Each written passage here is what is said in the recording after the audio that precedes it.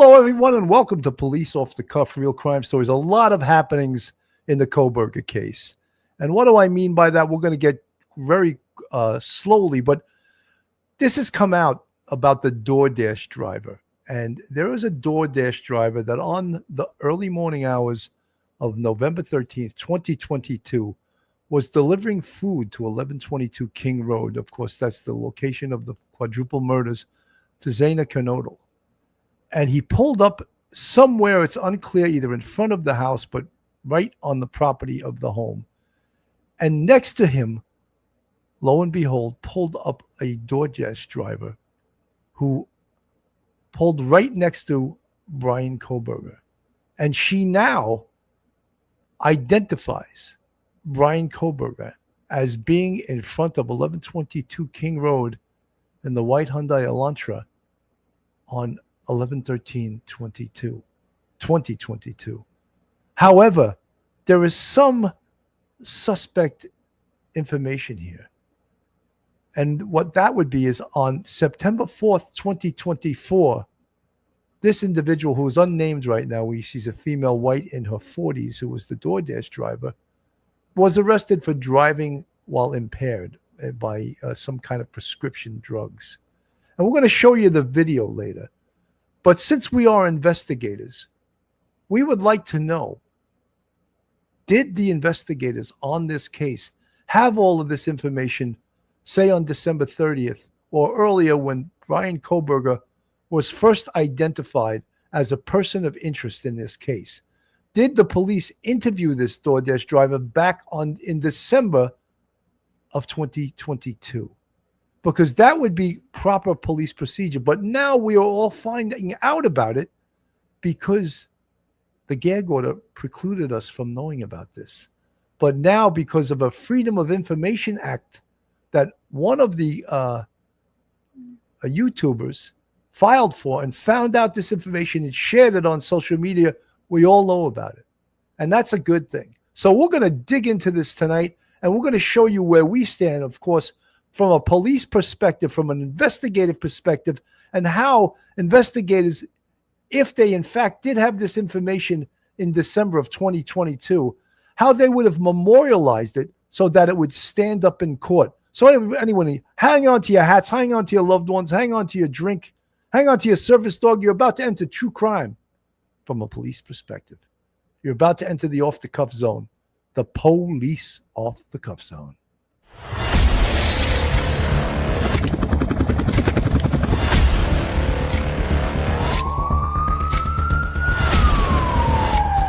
There has to be some common sense.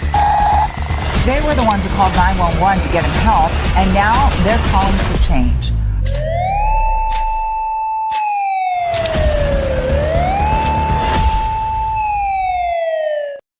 And now a word from our sponsor.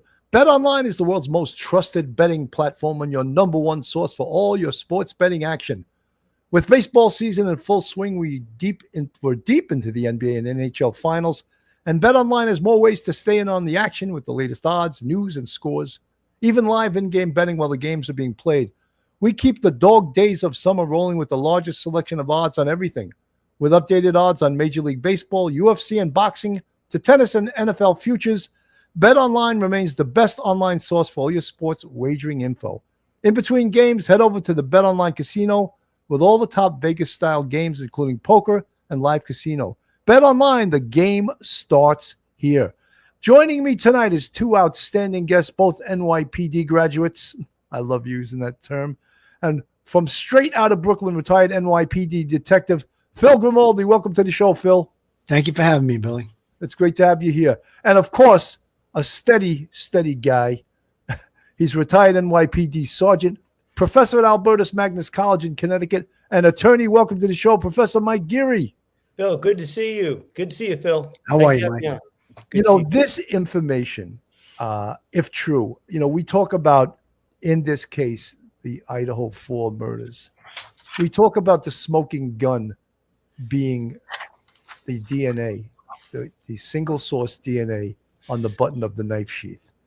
But even though this information coming from a DoorDash driver is, again, circumstantial evidence, and all the people we've heard through this case that poo-poo circumstantial evidence, now they can eat their hat. Because if this is true, and if this information stands up and it was done properly, it is such powerful information.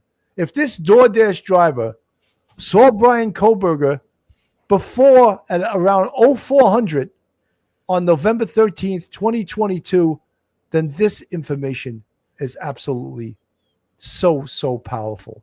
And I don't know how, well, I do know how. The defense is going to try this witness here.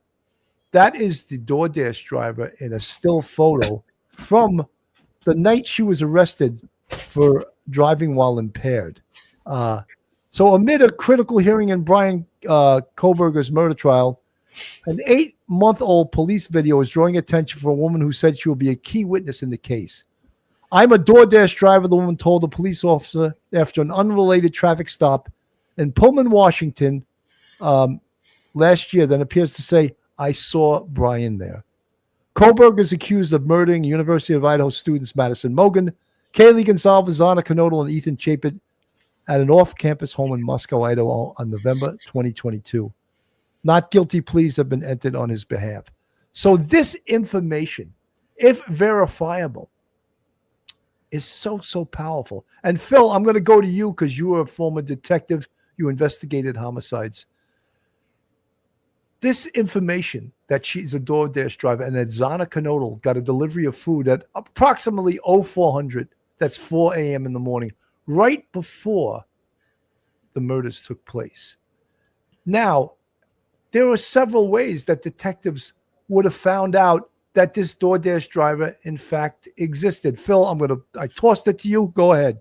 Okay, first off, I'm going to start from the initial response. Detectives get to the location. They start to do interviews. They interview Xana Knodel. They interview, not Xana Knodel. They interviewed Dylan Mortensen and Bethany Funk. And then they later find out that Xana Knodel had ordered a DoorDash. So once they put the timeline together where they believe that someone was in the house around 4 a.m., they find out about the DoorDash order from Dylan Mortensen.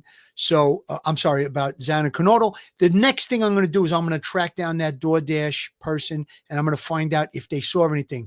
I talked about a canvas before we went on the air. This is routine. We're going to canvas. Phil, can I just interrupt you for a second?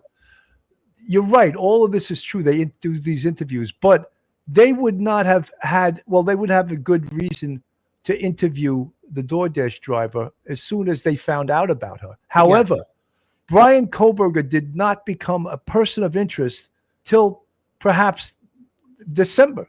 Weeks later, for sure. So the interview doing an identification procedure with the DoorDash driver, they couldn't do that until, in fact, they had probable cause against Bryan Kohberger, and they were able to show what's known as a photo array or a photo lineup, because if she just said, oh, it was Bryan, what do you think a defense attorney would do in a court of law if that was let to stand that way, that identification, Phil? Oh, of course. The first thing they're going to say is, well, you saw his picture on the news and newspapers, in the media, on the internet. So that would have to be, if they did show a photo array, it would be dated in time if she does make the identification. But let's not go that far. Let's just say that she can corroborate and verify that she was at the location through her cell phone that she gets the orders from. So we know she was at the location. That is really going to be beyond reproach, that it cannot be challenged. She was there, okay? A lot of times when they drop the food, they even take a picture. So we know she was there. So that's verified and corroborated. Now, what did she tell us? Did she say, yes, I saw a white car that was across the street. I double parked right next to it. There was a person in the vehicle. Can she identify who it was? All she really would need to I think, corroborate that he was there is to say that there was a person and he had a mask on. And if she says he had bushy eyebrows, that's going to line up with what Dylan Mortensen said. So again, will she be able to identify Bryan Kohberger? We don't know that. We don't know what the extent of what she told the investigators at the time, but we're going to have a time frame when, if they did show her a photo array, we'll know when that was done. And before his picture was released into the media, if that photo array took place beforehand, that's going to kill the defense's line of questioning. That's going to say, well, you saw his picture all over the media. You saw it on the internet. That will definitely put that to rest. However, what's important is she's saying in that interview that you just showed, when she was stopped and she was arrested for driving under the influence of prescription drugs, she says, now I'm a witness in a murder case, the murder case of those girls, those college girls that were killed. And she says something to the effect of, I'm going to testify against Bryan Kohberger. I'm going to testify that he was there. So there's something there that she told the police, if she's going to be on the witness stand, I can't wait to hear what it is she's going to tell us. Folks, and Cyborg Mama from the chat, I just want to clear this up because it can be a little bit confusing. This was recorded in 2024. Of course, you knew his name, but Cyborg Mama, what we're trying to point out to you is that the police would have known about this DoorDash driver much earlier than September of 2024. And why didn't we hear about it? Because there was a gag order. So is this identification, is this interview with the DoorDash mama that probably took place in December 2022, is it in the case folder? Is it known? And did what Phil was just talking about, did the detectives lock in a statement from the DoorDash driver? Did they show a photo array with Bryan Kohberger being one of the 6 photos in that photo array, commonly known as a photo lineup? Yes. And then if professional detectives, professional FBI, professional investigators, professional state police did these investigative steps, then it's locked in. He was identified. Therefore, and I'm not saying I know this for 100%, but they had this information. So professional investigators would have interviewed her. They would have done these procedures we're talking about, an in-depth interview, a photo array, a photo lineup. And if she, in fact, did pick out Bryan Kohberger, this is so, so powerful. I'm going to play the video. This is from Sidebar with Jesse Weber here. And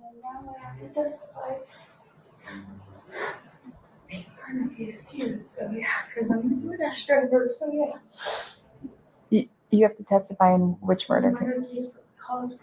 Did we just find out about a major witness planning to testify in Bryan Kohberger's upcoming murder trial?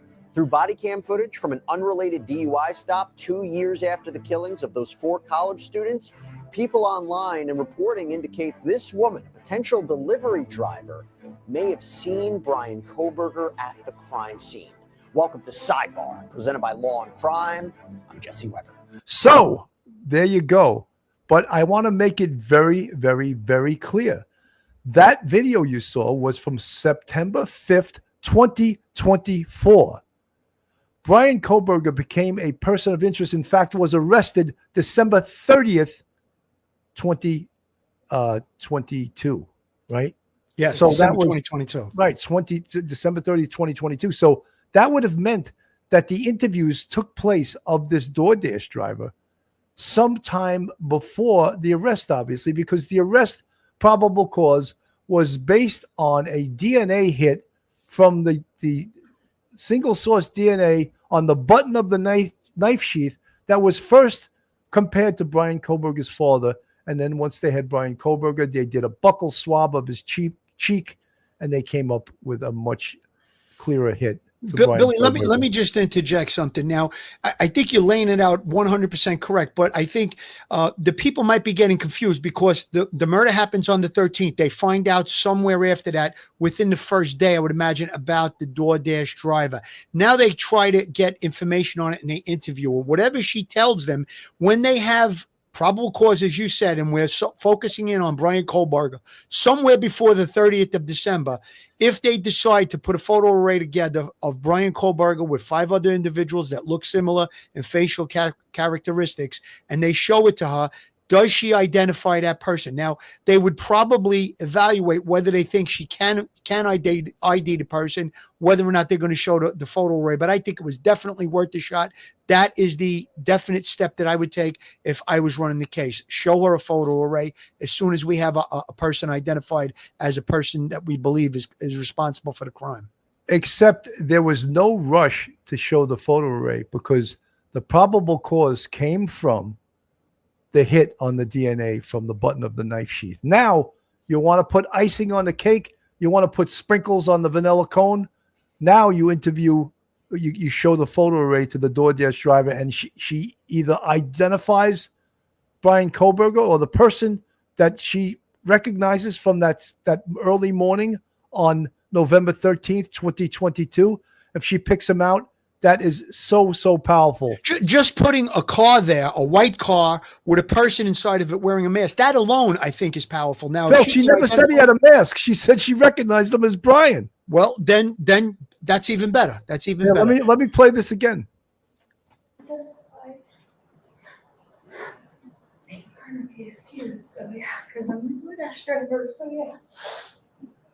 You have to testify in which murder case?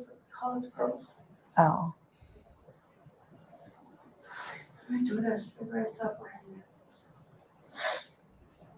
Now, in case you couldn't hear what she says, she apparently says, I have to testify in a big murder case here because I'm the DoorDash driver. So yeah. And the officer asks, which case? She responds, the murder case with the college girls. I'm the DoorDash driver. I saw Bryan there. I parked right next to him. Wow. Exactly. Wow. So, Mike, that you have this going in, right? The police have a photo lineup identification besides all the other evidence. You're Ann Taylor. How are you going to destroy this witness, Mike? Yeah, Bill, I just want to make one quick comment before I get to Ann Taylor. This lady was talking, it was an unsworn statement in September 2024. So she knew Kohberger's name by then. Even if she doesn't, worst case scenario, even if she can't ID him, even if they show her a photo array and she's like Phil said, from the DMV records, and she says, I really can't, it was so dark out. If she could at least remember that she parked next to a white Hyundai or a small white Japanese car, that would be excellent in and of itself. So anyway, that's how I feel about that. But so I'm not going to worry about the ID. ID would be, like you say, the sprinkles on the cake. But even if she could just say that, yeah, I parked right next to a white car. When it comes to Ann Taylor, she's got to tread carefully because she wants to destroy the credibility of this witness. Now, this felony, this misdemeanor conviction or a felony, whatever, I'm not sure what grade of DUI it was in Idaho. She's convicted of a crime by this point. If she is on the stand, she's going to testify and direct, and then on cross, Ms. Taylor will be able to inquire about her past criminal record if she's got one. Now, the judge may be very careful and say, look, DWI or DUI has nothing to do with her ability to tell the truth. It's not like she was convicted of fraud, but he's probably going to allow her a lot of leeway. Remember, this is for everything. This is for Bryan Kohberger's life. I think Judge Hippler will give Ann Taylor a good run at this DoorDash driver, so long as she stays within the bounds of propriety. But I think that he's going to be really, really careful watching Ann Taylor.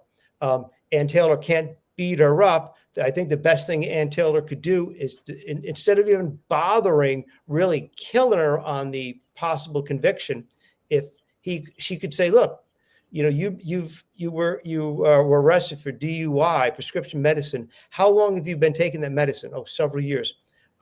Is it possible that you took that medicine on November 13th, 2022? Yes. Is it possible you were in a slightly altered state while you were working? Is it possible that you weren't completely free of narcotics or anything in your system, that you were perfectly at 4 a.m., perfectly alert? I think that's the one way Ann Taylor could kind of attack the DoorDash driver without, bludgeoning her over the head about a criminal record. I just want to make something very, very clear, and I'm not sure that our audience is understanding this.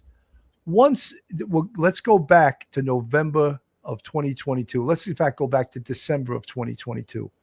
Some point in that month, the police had information about a white Hyundai Elantra, and at some point, they had Bryan Kohberger identified as, we'll use the term that the news loves to use, person of interest. Right? So now they have this person of interest, and he's identified through investigative genetic genealogy, through his father's DNA, and then that was enough for probable cause. They go and arrest him in Pennsylvania. At this point, we don't even know if the investigators had interviewed this DoorDash driver. They had the information because as long as they had all of the cell phone information back, because one of the first things they're going to do in this investigation is they're going to obtain search warrants for all the victims' cell phones. Right away. And Zaina Knodl's cell phone is going to show a call to DoorDash and a delivery from DoorDash at this time, whether there's a text message or not.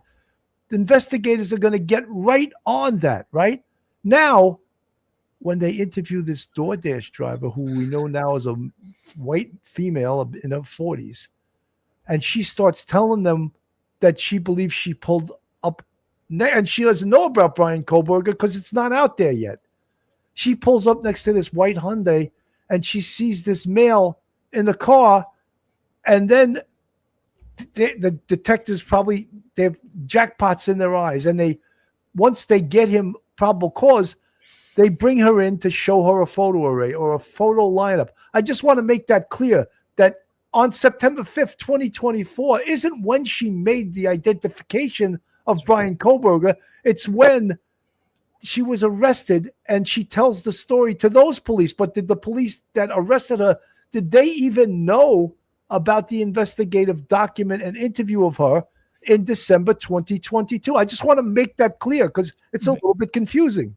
Billy, what I think she was doing when she said what she said, she was trying to explain that, yes, I'm on prescription medication, and the reason I'm on it is because I'm going to testify in this big trial. She also talked about having PTSD. I believe her husband was murdered or something to that effect. So I think that's where she blurted that out. She wanted to say, listen, yeah, guys, you got me on, I was driving on this medication, but the reason I'm on it is because I have PTSD, and I'm going to be testifying in an upcoming trial that's very, very important. And she mentions the college kid. She mentions Bryan Kohberger, and she says, I'm under a lot of stress. That's why I was taking the medication. So I think that's why she blurted that out. I don't think she was looking for any favor or anything. She was just trying to explain herself. And I think Mike's right, though. But you know what, Phil, I'm just trying to clear it up for the pro burgers out there that's saying, oh, they told her who it was, and oh, she knew Bryan Kohberger. I want to make it clear that before his picture was out there, before he was on TV, before he was arrested, she was interviewed. And at some point before he was in the media, she was shown a photo array. And we're doing this as best case scenario of what should have been done in this investigation. So I just want to let our audience know that on September 5th, 2024 isn't when she said, oh, I saw Bryan Kohberger, based, because that could be a prejudicial identification. If she was never shown a photo array and just said, oh, I saw him on the news, that's the guy I saw in the car, that would be a little bit of a problematic identification, if you ask me. Mike. Yeah, Billy, by the time you rolls around September 2024, we saw so many times where Bryan Kohberger was on the news. It would be a spontaneous statement, but it wouldn't be a good ID statement.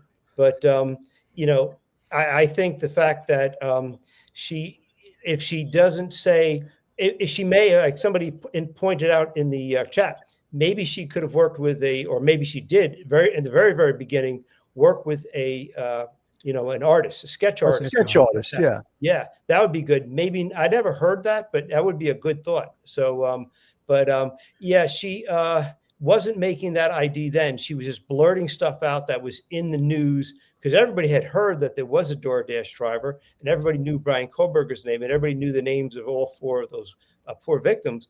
But she was, I think Phil's right. She's explaining, like, I'm suffering here, and I'm taking medication. I normally wouldn't do that, drive unimpaired, but I'm PTSD, and my nerves are wrecked, and that's why I'm taking this up. It was a little bit of justification and excuse. That's all I think she was doing. But I'm glad she said what she did. But it was an unsworn statement, and it really wasn't definitely wasn't an ID statement that could, that would be introduced at trial. Well, Mike, I just want to ask everyone in the chat, and something. If your answer is yes, put a 1 in the chat. If it's no, put a 2. How many people have just heard about the DoorDash driver based on this new information? Or how many people had heard about it a while ago when it first came out that Zaina Knodel had a DoorDash delivery at about 0400 hours? That was out there. Yeah, that was out there for sure.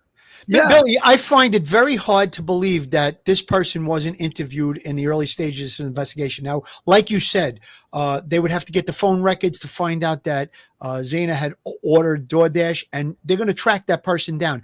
Now, when they track her down, in the NYPD, we would do a report called the DD5. It's a detective follow-up. We would memorialize her statement, exactly what she tells us, and certain points, like specifically, do you think you can ID the person that you saw? So I don't know what's in that report that whoever interviewed her, what she told them. But I think that's going to be the concrete foundation that's going to be brought out at the trial. Whatever she said when she was first interviewed, yes, I saw a person. Yes, I saw a white car. Yes, I can ID the person. And then she IDs him. Yes, that's going to be great. Even if, as Mike said, and I think we're both in agreement, probably you too, Billy, even if she just says, I saw a white car at the location, there was a person in it, but I couldn't ID him because it was too dark, that's going to be powerful enough to be powerful in the trial sense. And it's an eyewitness that puts the car on the scene, across the street, down the block, whatever it was, right where she double parked. So I think that's going to be very, very powerful. Lolo from the chat, I heard about the DoorDash long ago and heard they'd already spoken to her long ago. Lolo, thank you. You're preaching to the choir. I'm the head singer. And right, I think, yeah, they interviewed her, which is sound investigation. But the thing is, we're finding out about it now from a content creator on YouTube, which is great. Someone filed a Freedom of Information Act. They got this information. So it sort of thwarted the gag order, and they were able to obtain this probably obviously before Judge Hippler would want you to know about it. But I just want to make it clear, like people will just say, oh, she saw Bryan Kohberger, Heather, whatever. I heard of her identity this week for the first time.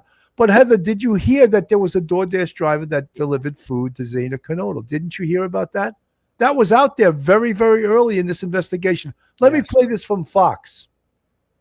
Potentially coming forward to testify against Bryan Kohberger, allegedly accused of killing the 4 University of Idaho students back in 2022. The New York Post here, a post saying a woman claiming to be a DoorDash driver on the night of the Idaho murders emerges as a surprise witness at the Kohberger trial, saying she saw Bryan there. Of course, the woman claiming to be a DoorDash driver who dropped off food to victim Zaina Knodel minutes before a home invasion stabbing spree killed her, her boyfriend, and 2 roommates, has emerged as a surprise second eyewitness to testify in Kohberger's upcoming murder trial. As she told police she saw him at the scene. The driver revealed herself in a police body cam video from an alleged DUI stop taken in September of 2024.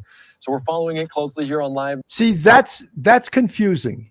He is just confusing everybody right now, because he's saying that she was first found out from the September 5th, 2024 body cam video on the basis that she was arrested for driving while impaired. That's not true. Yeah. That is not true. So therein lies the confusion. So let me go back to him.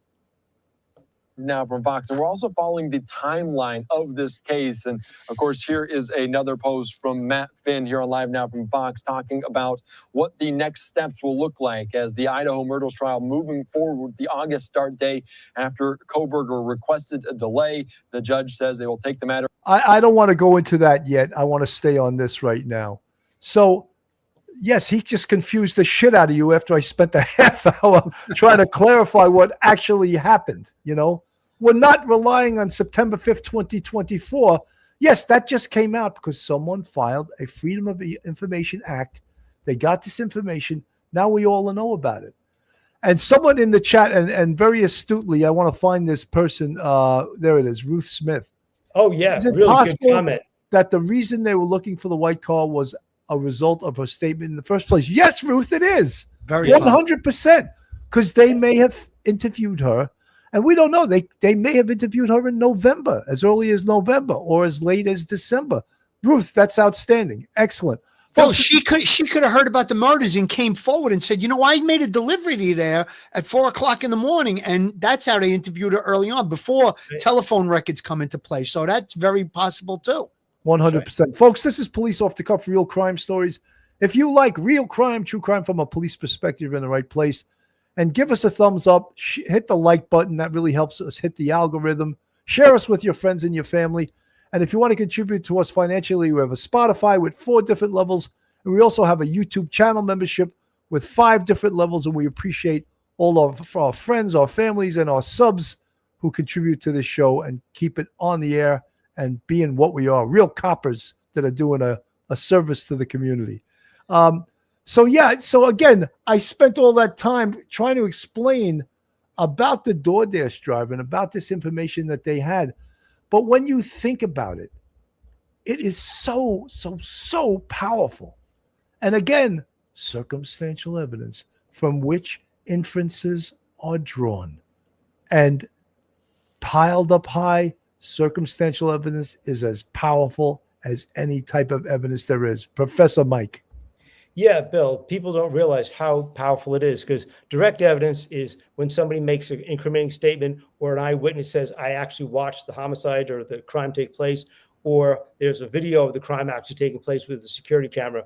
But circumstantial evidence, all it requires is that the jury make a logical, leap, say, infer something logical. If the DoorDash driver says, I saw what looked like a white car right near where I parked my car to jump out, and deliver the package to 1122 King Road. Maybe there was a guy in there, I think, and it was parked right there. And then I made my U-turn and left. That isn't direct evidence of his guilt, but it would be circumstantial evidence of Bryan Kohberger's presence, because we know the fact that he was driving a white Hyundai.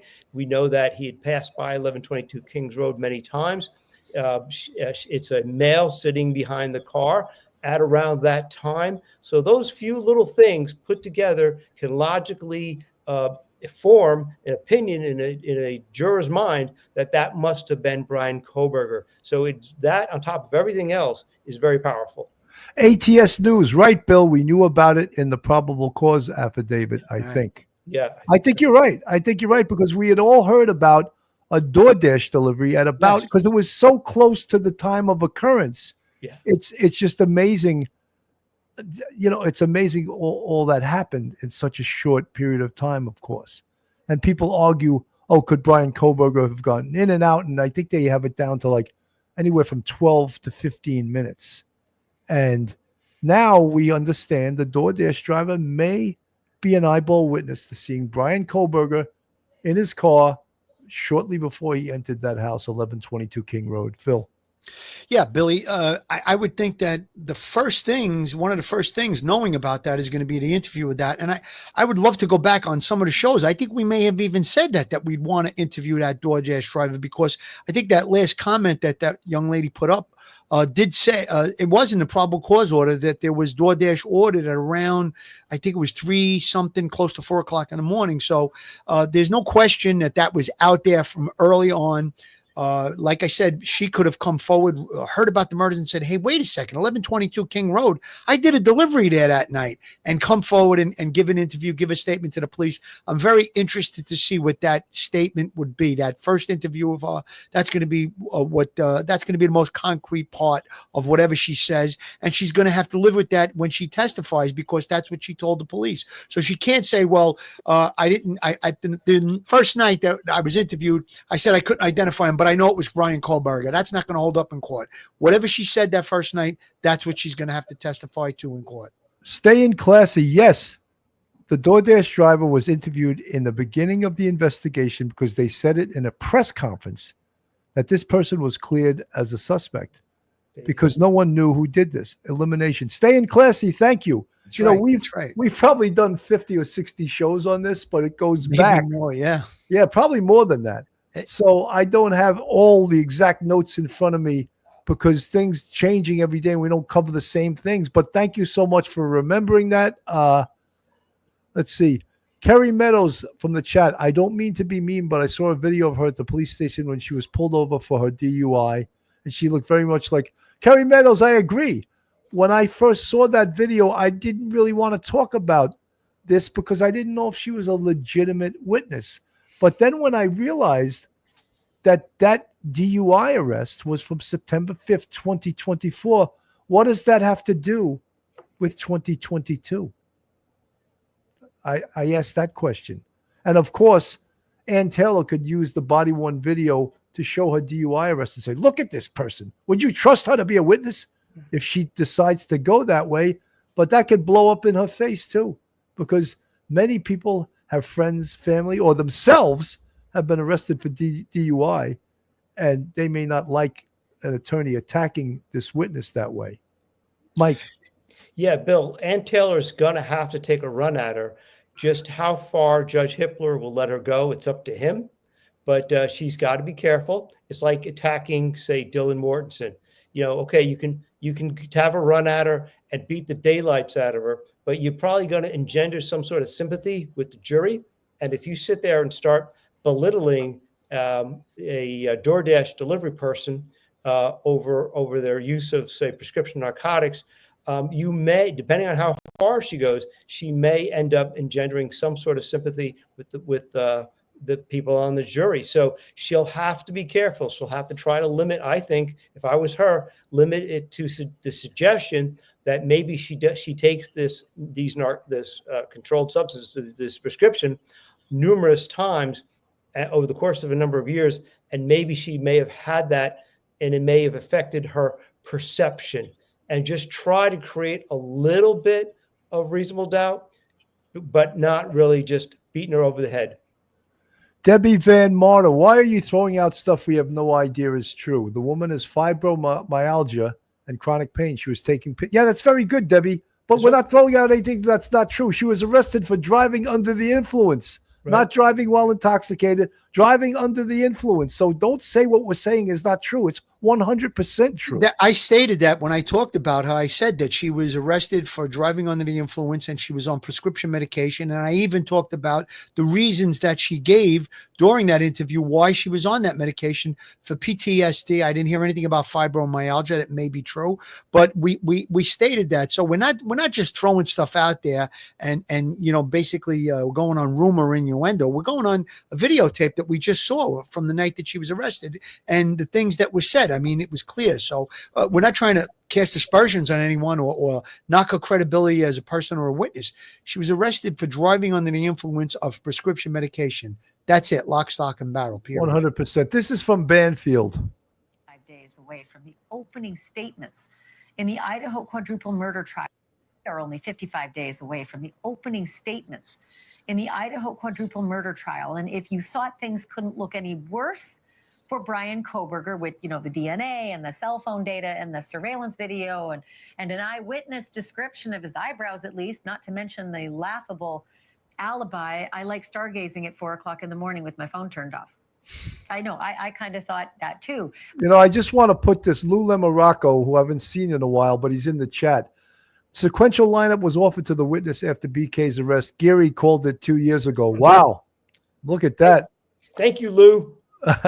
We're gonna give Mike a trophy after this show that he called it to. But that's what we were talking about, so that people don't say, "Oh, she was just suggested that it was Bryan Kohberger." Until what I heard today, a smoking gun that both sides somehow managed to keep under wraps for months. There is apparently another eyewitness. It's the DoorDash driver who delivered food to Xana Kernodle less than 10 minutes before Xana and her boyfriend, Ethan Chapin, and Xana's housemates, Maddie Mogan and Kaylee Gonzalez, were all savagely murdered by an intruder. Police have confirmed to us that a woman seen in some of the interrogation footage from an unrelated incident is a 43-year-old woman known only as MM in the court documents. She was arrested that day for a DUI while being questioned at the Pullman, Washington police station. Just happened to reveal to the officers that she had to, quote, testify in a big murder case here because I'm the DoorDash driver, end quote. When the officer asks which murder case, the woman says, quote, "The murder case with the college girls. I'm the DoorDash driver. I saw Bryan there. I parked right next to him," end quote. And I think I need to read that last part again because I did a double take when I first saw it. "I saw Bryan there," she says. "I parked right next to him." That interrogation video was posted on a YouTube account where it was discovered by web sleuths and journalists. It's unclear, though, whether the woman's outing will affect the start date of the trial itself. The defense has been pushing for a delay for weeks. Again, this is confusing, right? Because we just told you what happened. And she's putting out there that voila, this is brand new information that we got from September 2024, and it just came out from some web sleuth. No, Ashley Banfield. The police already had this. The police already interviewed her. I think she was referencing the video of the arrest. That's what No, but Phil, she's confusing the whole situation. She's putting it out there as if they just discovered this witness. Right. And that is confusing as hell. Yeah, it is confusing. It is confusing. She probably meant about the videotape and the arrest and stuff, but it's getting confusing. But I think at the trial they'll be able to lay it out to the jury. And Billy, I was thinking about it. How many times have we talked about that? We know that there's other evidence that hasn't been put forward in the media. Phil, there's a ton of evidence that we have. We said it numerous times. So there you have it. There is a ton of evidence that the prosecution has that we don't even know about. And people just say, "Oh, it wasn't in the discovery, therefore it doesn't exist." That is not true. And there are reasons some stuff can be held back. And because of this gag order, many things the public doesn't know, but the defense does know. But they're not allowed to talk about it, Professor Mike. Yeah, Bill, the defense has gotten discovery over the past 2 years, all right? Because it's been 2 years and like 8 months or 7 months since the crime occurred. So Ann Taylor has had it come in dribs and drabs and big packages and small, not all at once. And she's been going through it. And so therefore, as it comes in, she's got to look at it. But the fact is, certain information, she's got to pick her fights. You got to be careful what fight you pick. She picks out the fights that she thinks she has a good chance of winning, or especially like the DNA, which is so important to win that one. And she'll pick that. And a lot of the other stuff, she knows she can't even bother with good grounds for excluding it at trial. So there's so much Ann Taylor knows, but she doesn't even bother trying to exclude it because there's only so much time she has and only so much she can do. So therefore, we're only getting dribs and drabs out to the public because it only happens when we have these court dates with Judge Hippler. But other than that, there's so much stuff that we have no idea. We have no clue what kind of evidence it is. And therefore, we're getting a lot of it. At the same time, the public is. But that DoorDash delivery lady, she was known to the police probably, as Phil said, probably within 48 hours. Lisa H., thank you so much for the $4.99 super sticker. Love your insight as always. Thank you all. No, thank you. Thank you for the support. So, yes, let me go back to Banfield. Now, but that's over the media leaks, the whole Dateline episode kerfuffle. And that is due to be the subject of a big hearing tomorrow. But the prosecutors want the trial to stay on target for the planned August 11th beginning. Our senior national correspondent, Brian Enton, is in Boise, Idaho tonight with much more on what all of this means. First of all, I did not see this coming. A second eyewitness. Yeah, this is a bombshell, Ashley. If it is true what this DoorDash driver is saying, then this is a bombshell. I came to Boise thinking that the hearing tomorrow was going to be the big story, but this is big. The Idaho Statesman was the first to break it today. Basically, this DoorDash driver, who we knew existed, by the way. We've known for a long time there was a DoorDash driver, that she goes by MM. She's been referenced in the court documents. We knew that she arrived there to deliver DoorDash at 4 a.m., about 10 minutes or so before the murders. But what we didn't know is what is in this body camera video. And let me explain this a little bit. You did, Ashley, but the reason we know about this is because last year, this DoorDash driver, totally unrelated to the Bryan Kohberger case, she got pulled over suspected of driving under the influence. She had a expired tag, suspected of being under prescription pills. And she got pulled over and she just started volunteering this information to the police while she was being interviewed, and it's on body cam. And she said that she's the DoorDash driver from the Bryan Kohberger case, that she saw Bryan Kohberger, which is really the headline here, that she's a witness who saw Bryan Kohberger, and all of this just happened to come out through this new body camera video from Pullman, Washington. So, Bryan, you take us back to the house, but we're going to have to describe it because the house has been torn down. But if you look at the front of the house, there's a parking lot out front where all the cars were lined up, and they stayed that way till they were all towed.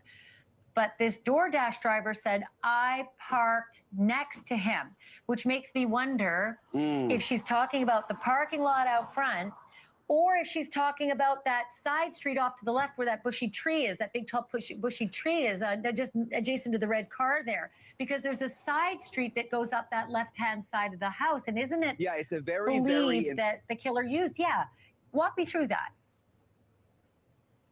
Sorry, I didn't mean to interrupt you. There was someone talking in my ear. Yeah, it's a very, very important part of what she said. Not only that she said, I saw Bryan Kohberger, but I wrote this down. She said, I parked right next to him. Now, you think about DoorDash. We all order DoorDash. A DoorDash driver typically would park right in front of the house where they're delivering the food. They pull into the driveway. You see them in the driveway. They get out. They go to the front door. They give the customer the food.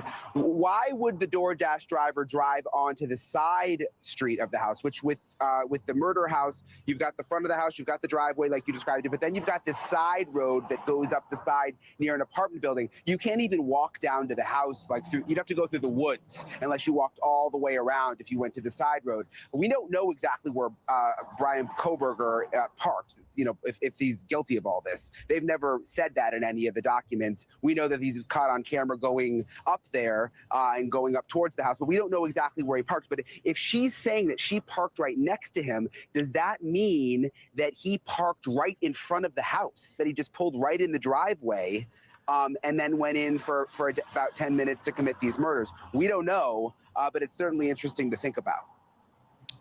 That's what I wondered. And then also just with the pictures we're looking at now, again, I'm always so sad when I see those cars parked out front behind the yellow police tape, because it's sort of the vehicle's frozen in time from the kids who would never come back to use their own vehicles until their parents or their loved ones took those vehicles away. But it certainly doesn't look like there's a whole lot of room, which made me wonder if this DoorDash driver parked out front on the street, knowing, well, I can't go into this little parking lot. I'm just going to have to park out here on the street, which now would make a little more sense. If Bryan Kohberger did this, if he's really the killer, he might be surveilling from a little farther away, not so obvious, and out on the street. But that's the only thing I can think of, because as you said, going up that side road, it's really hard to get access to the house. As a DoorDash driver, you just wouldn't go up that side road to the side of the house. Yeah, the whole thing up there is tight and confusing. The layout when you drive up there is very, very strange and tight. We would always have a hard time finding a place to park up there. There's a little bit of parking on the street there, but it's difficult. It's hard to get in there. So there's a place where maybe a DoorDash driver could have just pulled off without going fully into the driveway and put their flashers on and run up with the food. But it's hard to imagine that Bryan Kohberger just parked right in front of the house. I have to say I'm a little skeptical of this whole story. Just the way that it came out through the body camera video, the fact that in all of the police documents that we've been able to see in the probable cause, we knew there was a DoorDash driver, Ashley, but if they had a real credible witness who saw Bryan Kohberger at the house, that is huge. How would we not know that by now? It's possible it's just like a bombshell that they're saving for the trial, but don't you think maybe that would have been in the probable cause, or in all these court hearings that we've been to where we get new little nuggets? I would have thought maybe we would have heard about that by now. I don't know about that. I think that there's a good possibility that they would have, even the defense wouldn't have wanted that out, because how prejudicial is that if that got out that, the DoorDash driver can identify Bryan Kohberger, who was parked in front of the house prior to the murders?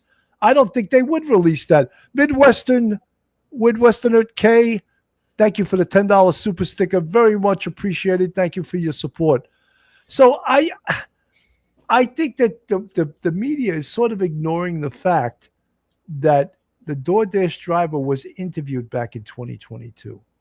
And what came out now is the result of a Freedom of Information Act.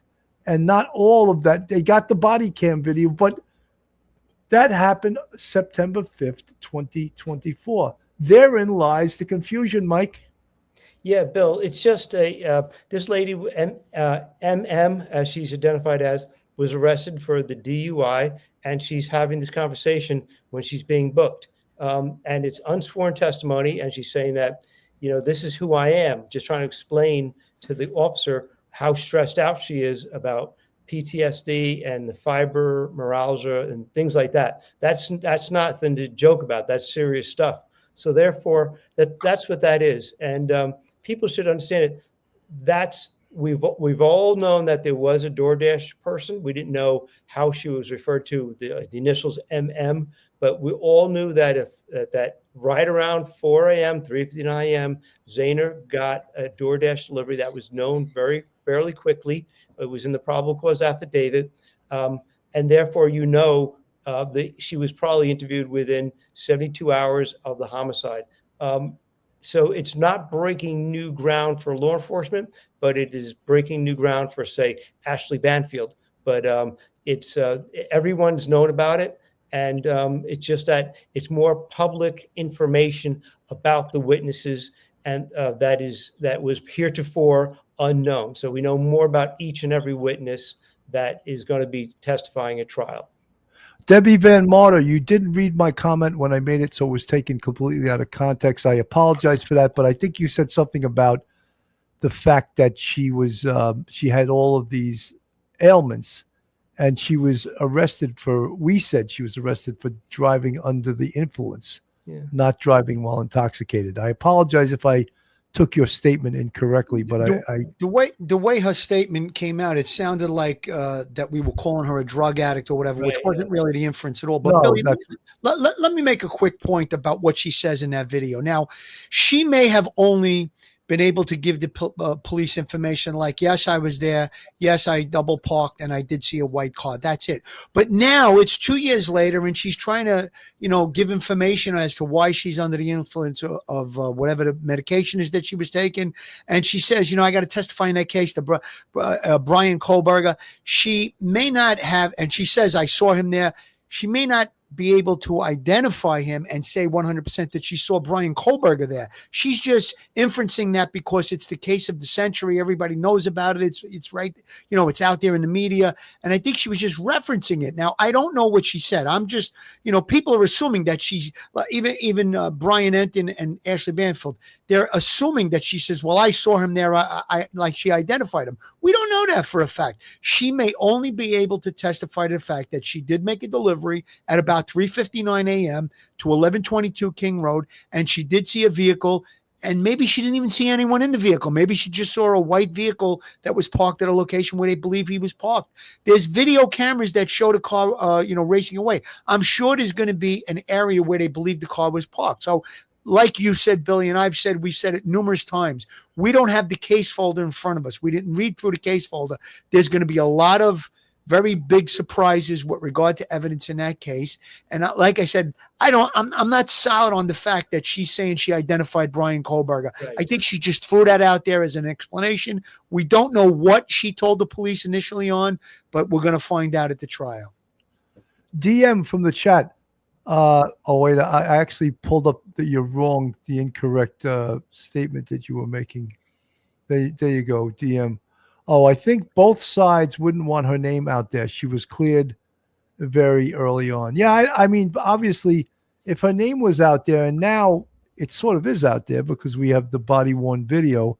We had the still right here from the body-worn video, and if she really is that much of an important witness, if I was the prosecution or the defense, I would not want her name out there because you see all of the people that follow this case, and there's a lot of wackadoos that follow this case too.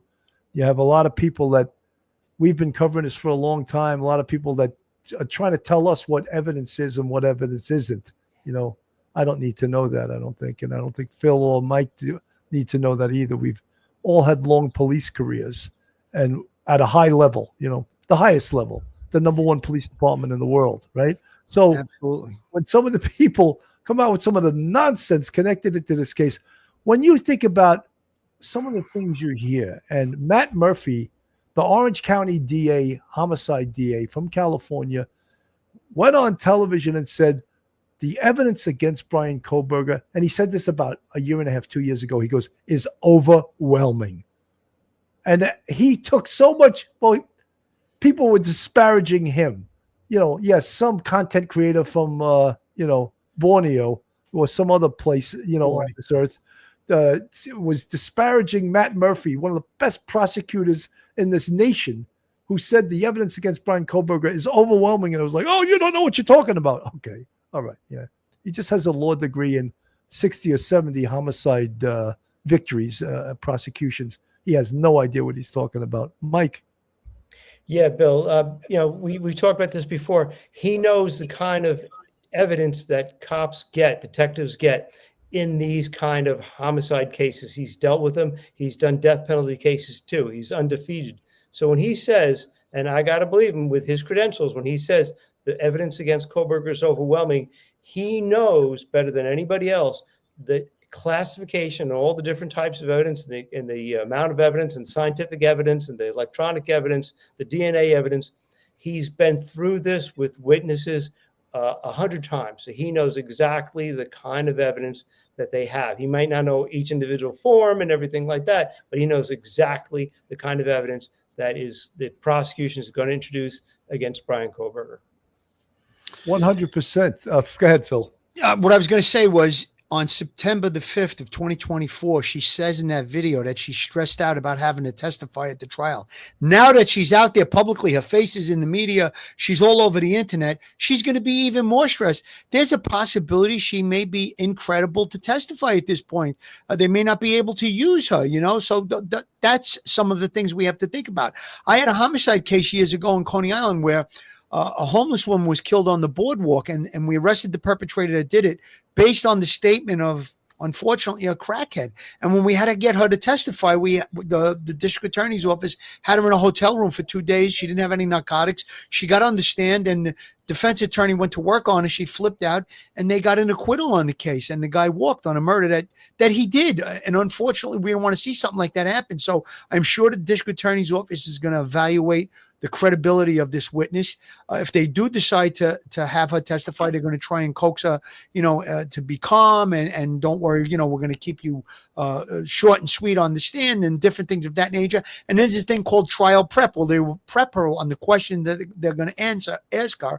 And then they'll even talk about some of the questions that the defense attorney may ask her. So they'll evaluate at the time when the trial starts, and they'll decide if they're going to put her on. But I'll tell you at this point that she was stressed out. She must be really stressed now. Folks, I use the term photo array. This is a photo array or a photo lineup. And now you see there should be one suspect in this photo lineup, and then 5 fillers. The fillers look somewhat like, and you don't have to have an exact replica of the perpetrator, but same race, same size, same complexion, that type of thing. And then it's considered to be a fair photo lineup. Fair. That's probably what was shown, or a photo array or a photo lineup, much like this one, in regards to the DoorDash driver. And once they could lock her in with an ID, and because you don't want an ID of saying, oh, it was Bryan. How do you know it was Bryan? Well, I saw him on the news, or I saw him in the newspaper. That is a bad identification, and you never want an identification like that. However, sometimes you can't prevent that, or a witness can see the suspect on television and say, that's the same guy I saw in the car on the night of the murder. A defense attorney would argue that's a tainted identification also, because are you identifying the guy you remember from the night you saw him before the murders, or are you identifying him by comparing him to the guy you just saw on television? So very interesting, Mike. I know you have thoughts on that.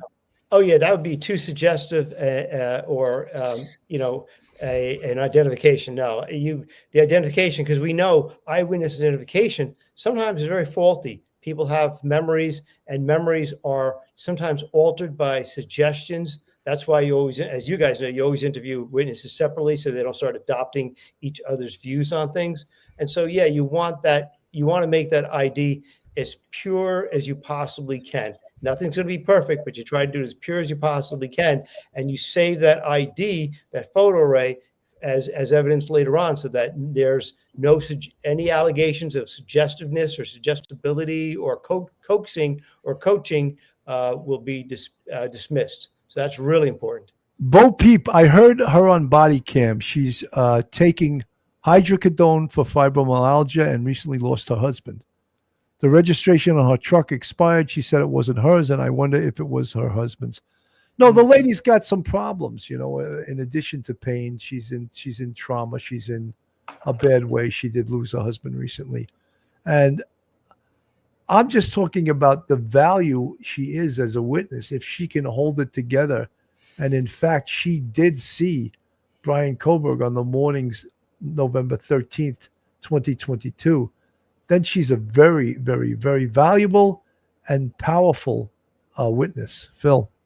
Yeah, they're going to evaluate not her on today or on the 5th of September of 2024. They're going to evaluate her based on what she gave on her initial interview, whether it be early to mid December or if it was right after the homicide occurred.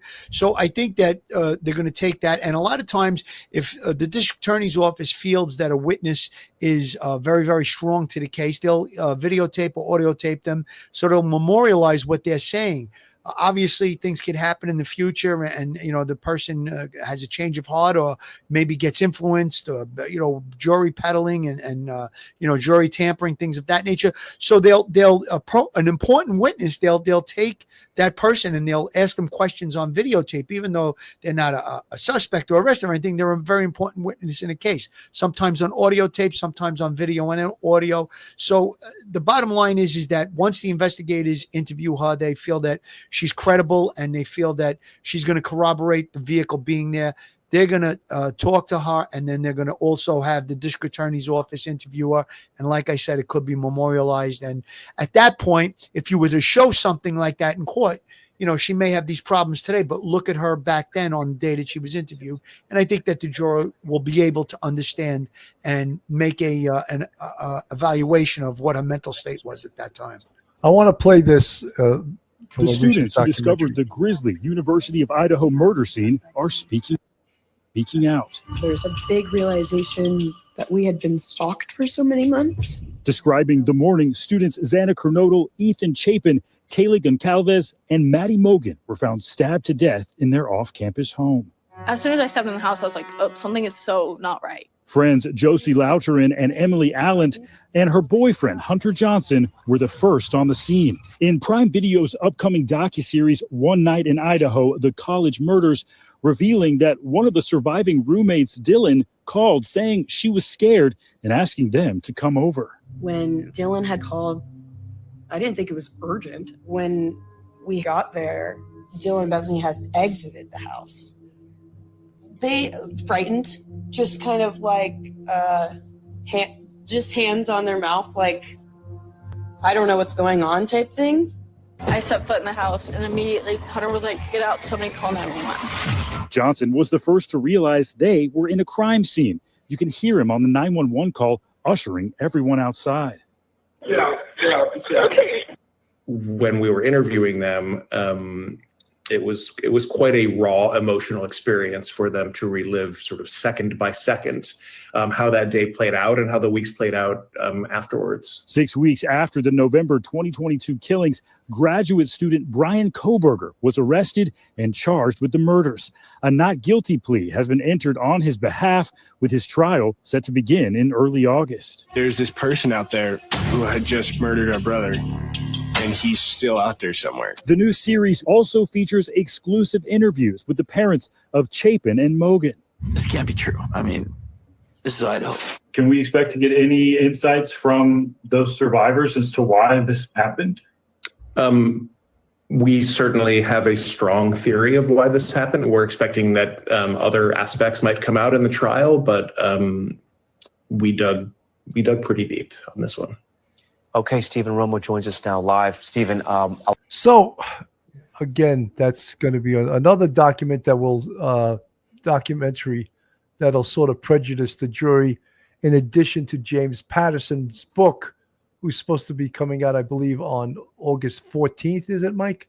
Something like that, yeah. Or is it July 14th. Excuse me, July 14th. The guy should just wait until after the trial. Why? Phil, he's not going to wait. It's all about money. He wants to put it out. It's terrible. It's really not the right thing to do. I mean, we're talking about a quadruple homicide, and what's the difference if he releases the book in July or let's say October, November when the trial is over? It's I don't know. It's ridiculous to me. Well, it is in a way. You're right, Phil. It is, but you know something. It's all about money. Follow the money, and you'll get the answer. He wouldn't feel that way if it was, God forbid, someone in his family. You know, I don't want to wish that on anybody, but I just feel like things like that. Look, I know there's a rush. Everybody wants to get the story out and everything, but let the trial happen. After the trial's over and you know, whatever happens at the trial happens, put out your books, put out your series. Then I'm not for this. It's same thing with the Gilgo Beach case. There's a lot of stuff going on with that. I mean, the latest thing I thought was very good. I did see some of it. I didn't see all of it, but bottom line is it prejudices juries. It gives people conspiracy theories, and you know, let the chips fall where they're going to fall. After the trial, then you let your book be published. 100%. Mike, today, of course, there was a hearing. And there's a lot of topics in these hearings. And clearly, the whole synopsis of this hearing is that Ann Taylor does not want to go to trial on August 11th. She's not ready. Shame on her. She's not ready. She's had 2.5 years to get ready. All right. I don't want to hear she's not ready. I think she knows that the evidence against her client is overwhelming, as Matt Murphy said, and she's losing her nerve, and she's not. And I don't think Judge Hippler is going to put it off. I don't think he's going to allow a continuance because it's not fair to the families. It's not fair to the community. It's not fair to everyone waiting on this trial. And because Ann Taylor and her defense team is not prepared, that's too bad. Then you better get prepared. And you got a few more weeks to get in there and be ready. And everything is about, of course, the death penalty. You know, that's what causes a lot of this stuff. Mike, your thoughts?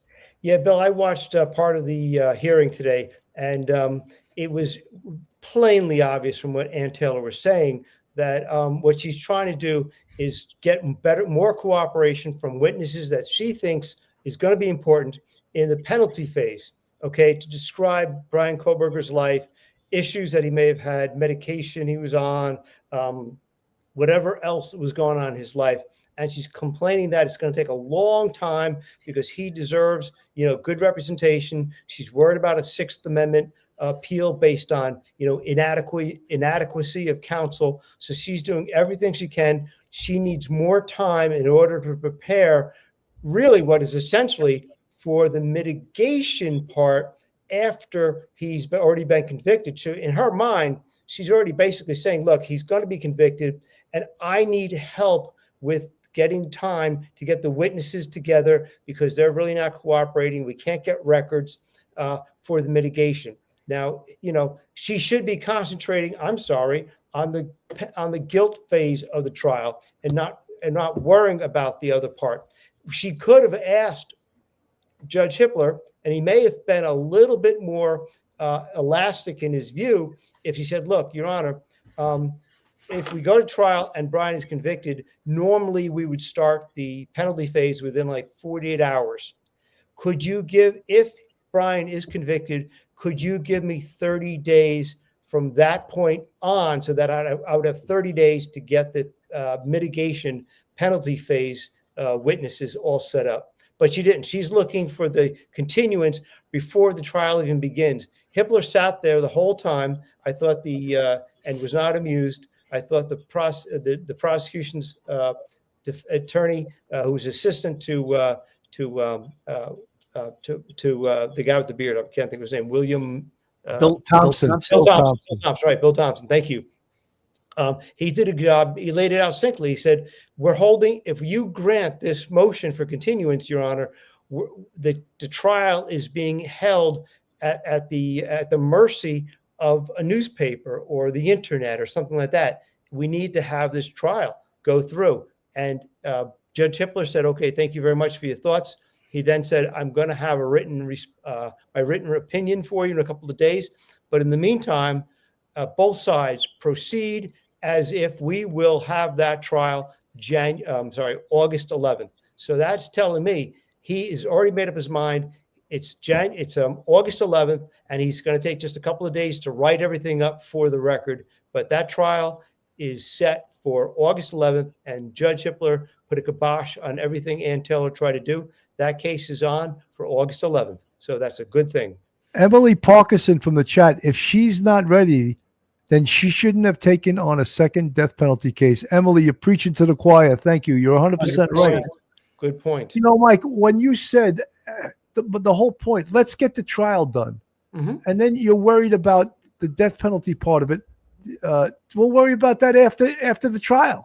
Right? Yeah, but I think the problem with that, Billy, is the jury. The jury has to be part of the death penalty jury. Right. Yes. Yes. So I don't know. It's not two separate juries, right, Mike? It would be the same jury. Same jury. Yeah. So that's probably one of the things that they have to take into consideration. That jury now, you're going to put it off for 30 days. They're going to have to put their life on hold. And then if there is a conviction, which we think there should be, there's going to be a lot of media attention around those jurors, interviews and stuff. So I think that's why they try to do the death penalty phase, relatively quickly, within 48 hours or so, whatever it is. So I think that's probably one of the considerations. That's the word I was looking for. That regard to the death penalty part of it, that they're not going to want to put it off at the end. That's probably why she's looking for, the continuance at this point.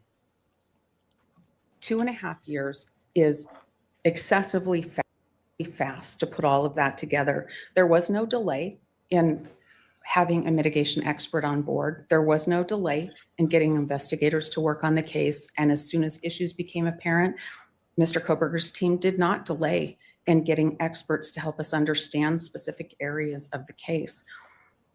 Looking over the entire record, the court can see that the defense team has been diligent about discovery, about motion practice, about litigating issues in the case. There just still is a lot left to do. There is still a lot left that is not known. And Mr. Kohberger has a right to go to trial with prepared counsel that have conducted a full investigation in both phases of the case. When you have a certain amount of information and there's this other stuff that's out there, that's a red flag, that's real, that you need to investigate, your experts can only do what's here, what's been investigated, what's been produced for them to assess. This whole other area, that land between the red flags and the investigation, that's an unknown area. That's where there's ineffective assistance of counsel. That's where there's not a fair trial. That's where there's not an individualized sentencing proceeding. And it's that area that requires a continuance in this case.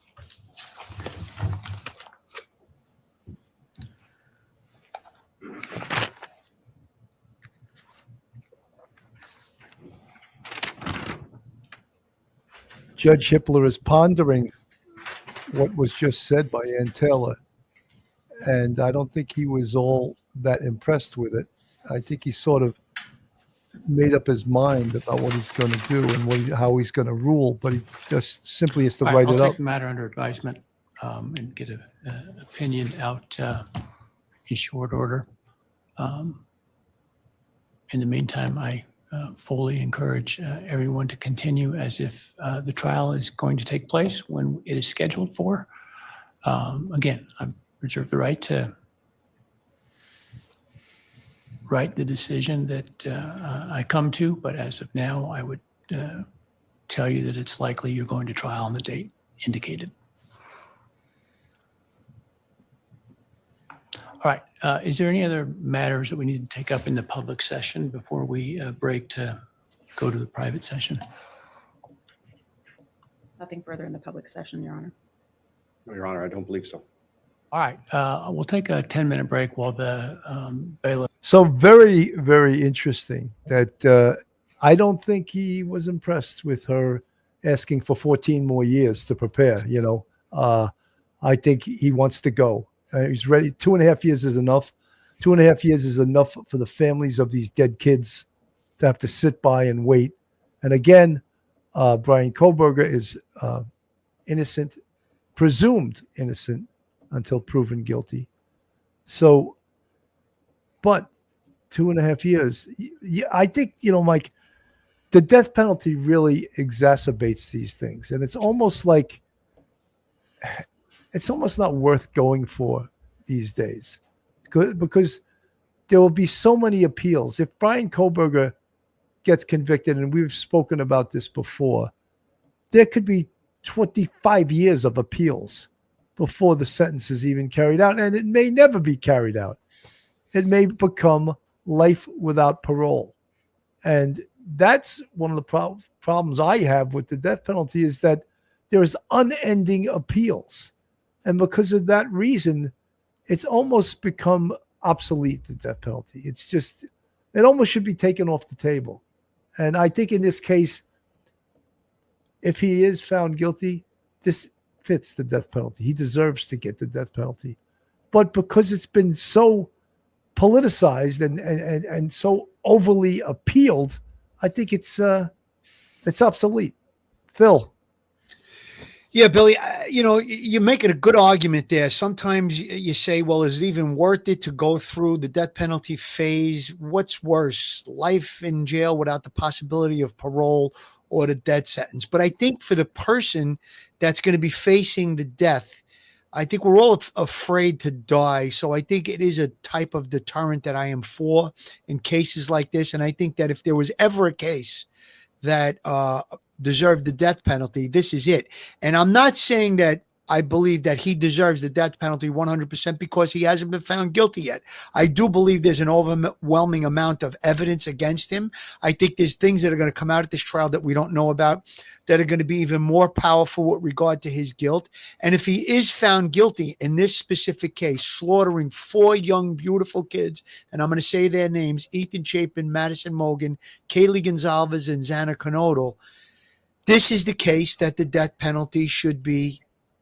That's what this is for. A case like this, the death penalty is for a case like this. Now, again, I don't want to get ahead of myself. He hasn't been convicted. He's innocent until proven guilty based on the criminal justice system in this country. I'm giving my opinion based on what I've seen so far in this case.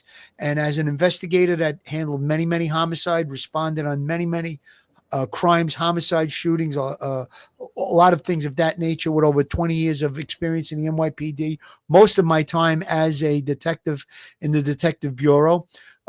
Bill, homicide sergeant, 27 years. Mike, a sergeant, also 20 years in the police department. So I'm not just saying this to spit out rumor, innuendo, or just unfact-based opinion. This is based on my opinion, based on facts and my experience as an investigator and of the things we know. We know a lot about this case. We know a lot about Bryan Kohberger. We know a lot about what took place on November the 13th, 2022 at 1122 King Road. We know a lot. And there's going to be a lot more that we don't know that will be coming forward, like specifically the woman that's on the screen right now, this Uber driver that has come up, and we know that she existed in the beginning of this case, and now we come to find that she may be testifying at the trial with regard to double parking or parking next to Bryan Kohberger on the night of the murders.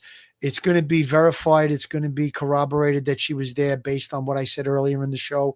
If she's an Uber driver, a DoorDash driver, DoorDash, she's going to have her phone. It's going to put her at the exact location, and she'll probably have taken a picture of the delivery. So all of those things will be corroborated, verified, and I'm just waiting to see when this trial starts what the other surprises that are going to be coming out from the prosecution.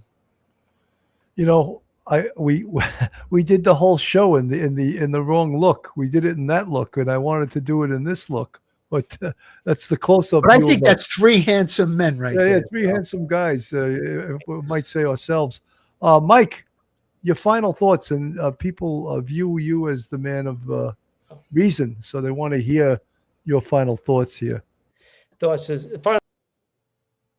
As scheduled with Judge Hippler in charge, and that's a good thing. And this case will be over probably in late October, maybe early November. But hopefully justice will be served, because remember, Bryan Kohberger does deserve justice. He's got the presumption of innocence, and we do not want to have a person who's presumed innocent and has not been tried and convicted yet to be sitting in a jail cell. That's not the way we do things. It's been way too long. Hippler's finally said it. We're going to go on trial on August 11th, and hopefully justice will be given, served to everyone concerned, because he deserves justice, just like we need justice for those poor innocent kids. 100%. You know, folks, this is a case that obviously has been going on for 2.5 years. We really feel like we almost know some of these people that we've been covering this case. And there's been so much, incorrect innuendo, basically a lot of false stories. And I always say with cases like this, follow the evidence, use your head. Realize that circumstantial evidence is powerful evidence. Realize that all of us make mistakes, and perhaps we make mistakes on what we reported, or the media certainly makes mistakes in the way they present things. However, there's real victims in this case. And of course, the real victims are those kids, those 4 kids, and I'll put their pictures up on the screen. Madison Mogan, Kaylee Gonsalves, Zayna Knodel, and Ethan Chapin. And with all of them comes a ton of family members and friends and people from the Idaho community that love them. And the Idaho community, Moscow, Idaho, at the University of Idaho also are victims to this. This is a horrific crime that if this happened even in a large city like New York, this would be a horrific case. And we don't get, because we were in New York City, which has a reputation of violence and murders and mayhem, this would have struck us just as hard as it struck the police in Idaho. Believe me, I've seen horrific crime scenes. So is Phil, so is Mike. And you never get used to it. In fact, those pictures sometimes come to you in the middle of the night and wake you up while you're sleeping, and they stay with you for the rest of your life. So I want to thank everyone. And again, I see a lot of new names in the chat. And if you're not subscribed, please hit that subscribe button, hit the like button, share us with your friends and your family. Bill, one last comment, please. Go ahead, Phil. Hello, Sugar Sanibel in the chat says AT is unethical and should be disbarred. I think she's referring to Ann Taylor. I disagree. She's doing her job. This is what defense attorneys are supposed to do. We have a death penalty case here. The standard of proof in the country with regard to the criminal justice system is beyond a reasonable doubt. So she's doing her job. And the reason that she's doing her job and she's doing it well would preclude if he goes for an appeal down the line. So we want him convicted beyond a reasonable doubt. We want the right person charged with the crime and convicted of the crime. I would never want someone going to jail or facing the death penalty that didn't do it. I think that AT is doing her job, and I don't think she's unethical. We may not like some of the stuff that she's doing because we feel for those families and those 4 young, beautiful kids, but she's doing her job, and the judge seems to be doing his, and I think everything's going in the right direction. I just wanted to make that comment. Good. Absolutely. So, folks, thank you so much for tuning in. And as I said, I see a lot of new names in there. Make sure you hit the subscribe button and join the Police Off the Cuff family. Everyone have a good night. From Police Off the Cuff, myself, retired NYPD Sergeant Bill Cannon, retired Sergeant Mike Geary, and retired NYPD Detective Phil Grimaldi. God bless and have a great night, everyone. Stay safe, everyone. One episode just ain't enough.